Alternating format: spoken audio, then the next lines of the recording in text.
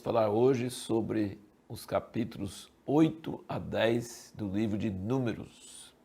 Em primeiro lugar, nós vemos que há uma série de imposição de mãos.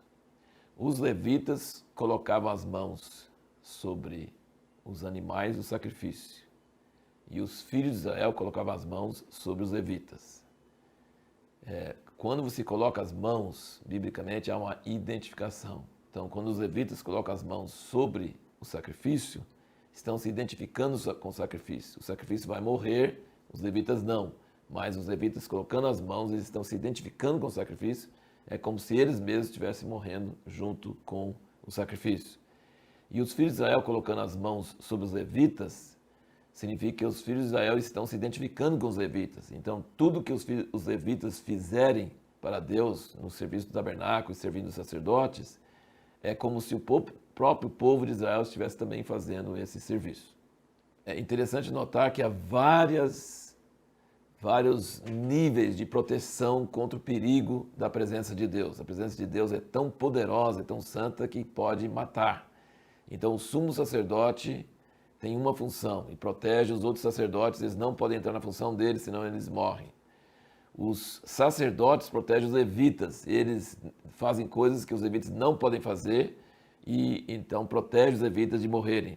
E os levitas fazem coisas que o povo de Israel não pode fazer, senão o povo de Israel morreria. Então há vários níveis de proteção em relação à presença de Deus, vários níveis de dedicação, vários níveis de proteção. É uma coisa assim muito interessante de notar é que assim são as datas.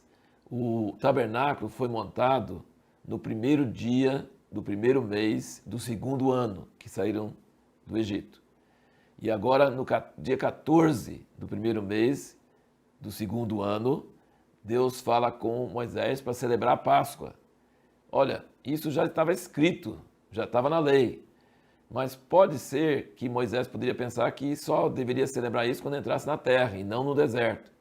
Então nós vemos que Deus não quer que nós dependamos apenas da palavra escrita, mas precisamos das suas ordens orais, suas ordens atuais. Então ele deixou escrito em Êxodo que é para celebrar a Páscoa e todas as regras e como era para ser, mas ele dá as ordens certinhas.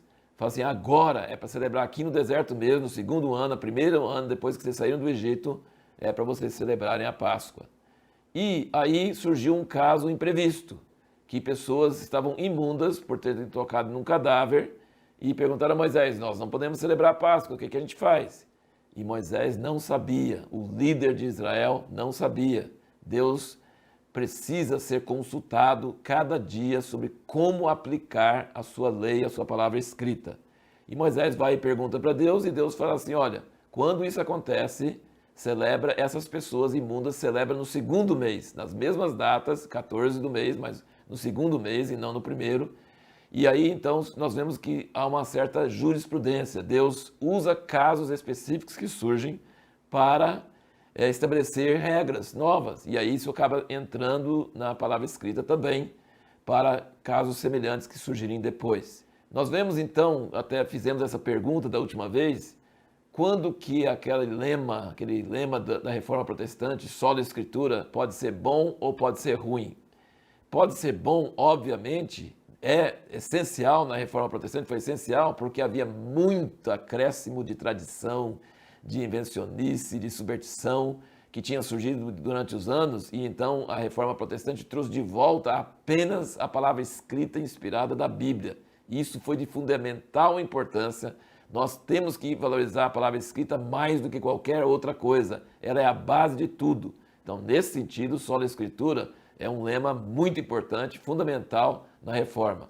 Mas quando nós consideramos a palavra escrita como assim, a palavra final e que Deus não quer falar hoje sobre como interpretar isso, aí nós entramos num grande problema, num grande perigo, porque a palavra escrita nunca foi dada para substituir a voz atual de Deus hoje.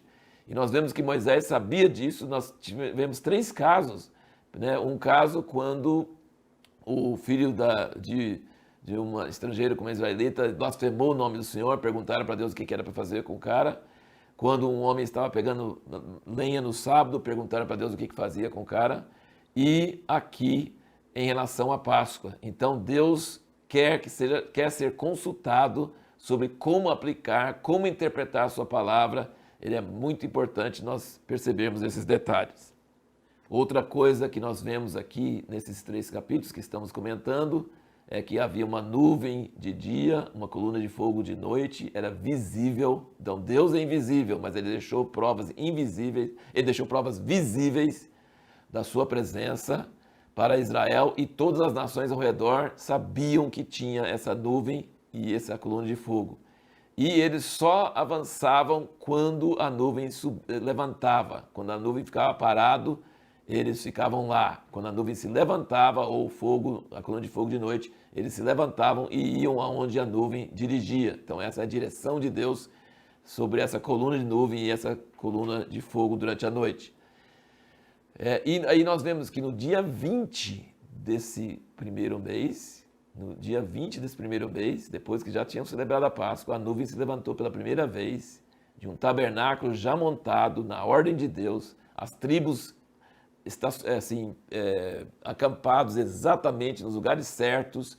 Uma nação de escravos foi transformada em pouquíssimo tempo em uma nação super organizada, super simétrica, tudo em ordem, tudo perfeito, com o tabernáculo no meio e Deus governando, Deus em cima deles, e aí agora eles vão marchar. Então, no segundo ano, no dia 20 do primeiro mês desse segundo ano, depois do tabernáculo montado no primeiro dia, e a Páscoa celebrada no dia 14 e por uma semana pães asmos. Então nós vemos que há uma ordem certinha, e eles ficaram muitos meses, percebe? Eles ficaram muitos meses, chegaram no terceiro mês do primeiro ano, e ficaram agora até o dia 20 do primeiro mês do segundo ano, ficaram muitos meses ali, recebendo a ordem de Deus, construindo o tabernáculo, e acampando e fazendo tudo em ordem, tudo certinho. No próximo vídeo, nós vamos responder a seguinte pergunta: quando é que não é bom Deus responder nossos pedidos? Tem momentos que não é bom Deus responder aquilo que nós pedimos, não nos atender. Que se atender é pior. Vamos ver isso no próximo vídeo.